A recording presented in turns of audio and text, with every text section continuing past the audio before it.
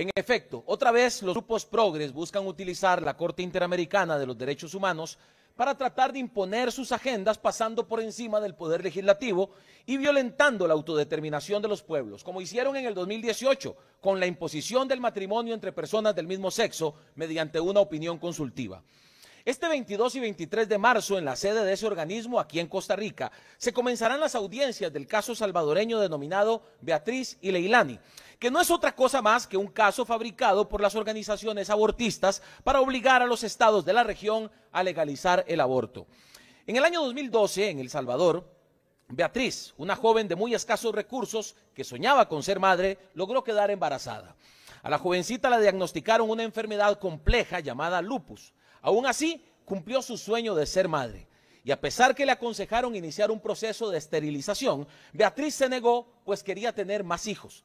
En el año 2013, Beatriz vuelve a quedar embarazada y durante el proceso el lupus estuvo completamente controlado y nunca presentó peligro para su vida.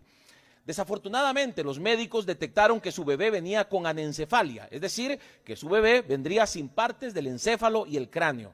Aún así, esto no le impedía tener conciencia, experimentar dolor e incluso la probabilidad de que pudiera vivir semanas, meses o años. Este diagnóstico no impidió que Beatriz amara a su pequeña bebé y le pusiera por nombre Leilani.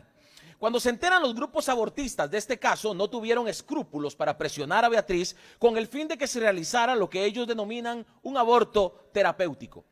Aprovechándose de su situación de vulnerabilidad social y emocional, la manipularon con mentiras, como que se iba a morir si no abortaba a su bebé y que la misma, de todas formas, no iba a vivir. La discapacidad de Leilani no la hacía menos persona ni menos digna. Nadie vale menos como persona por faltarle una parte de su cuerpo, ni nadie vale menos por tener un pronóstico de vida al nacer más corto que el promedio. Una vez la convencieron, llevaron el caso a la Corte Suprema de El Salvador, donde se le niega ese supuesto derecho, porque la vida de la madre no estaba en peligro y además estaba siendo atendida y monitoreada correctamente. A la semana 26, Leilani, nace por cesárea. La bebé nació viva, lloró, respiró y pudo recibir el amor de su madre, permaneciendo en sus brazos por un momento en el que recibió el cariño materno. Lamentablemente, unas horas más tarde, la bebita falleció a causa de la enfermedad que padecía. Tiempo después, en una entrevista, la joven contó que ella quería que su bebé viviera, la amó, le entregó todo el cariño de madre en esas horas, incluso le llevaba flores a su tumba y le hablaba. Desafortunadamente, 4 años después, como explicó nuestro compañero David Segura, Beatriz también fallece, pero no murió por el embarazo, ni siquiera por la enfermedad que padecía. La joven perdió la vida en un accidente en una motocicleta.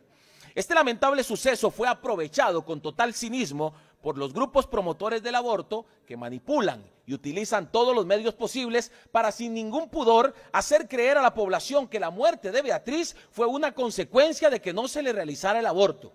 En el año 2017 el caso es llevado por varios grupos abortistas a la Corte Interamericana de Derechos Humanos. Uno de ellos es CEGIL, una organización que se dedica al litigio estratégico para crear jurisprudencia a favor del aborto, financiada por Open Society Foundation de George Soros, un reconocido magnate de la agenda del aborto. El afán de estas organizaciones es sostener un negocio que mueve millones a cambio de la muerte de personas inocentes a quienes se les quita el derecho fundamental, el derecho humano fundamental, el derecho a la vida. Ahora el caso está en manos de la Corte y nos preocupa la resolución que vaya a dictar este organismo. No podemos dejar de preguntarnos si la Corte será imparcial en este tema. Esto porque el Plan Estratégico 2023-2027 de la Comisión Interamericana de Derechos Humanos, ligada a la Corte, tiene como uno de sus objetivos fortalecer los estándares de justicia reproductiva con énfasis en la despenalización del aborto. Tampoco podemos dejar de preguntarnos si será imparcial, sabiendo que una de las juezas designadas para ver este caso es la argentina Verónica Gómez, quien en su momento fue parte de CEGIL, una de las organizaciones litigantes y que mencioné anteriormente. Es decir, son juez y parte.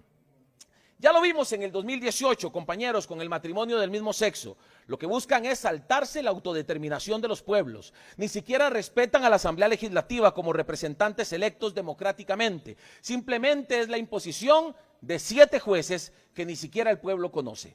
Por eso reitero mi llamado al presidente Rodrigo Chávez para que firme el consenso de Ginebra, para que Costa Rica le deje claro a estos organismos que no estamos dispuestos a que se nos irrespete nuestra democracia y se nos imponga el aborto.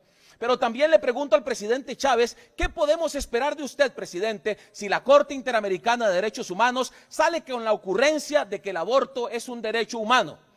¿Va a defender la soberanía y la Constitución y los principios y valores de los costarricenses o va a servir de alfombra? ¿Se arrodillará y se bajará los pantalones ante la Corte, como lo hicieron Luis Guillermo Solís y Carlos Alvarado en el 2018? Ahí le dejo la pregunta, presidente, esperando dentro de algunos meses la resolución de la Corte de Derechos Humanos.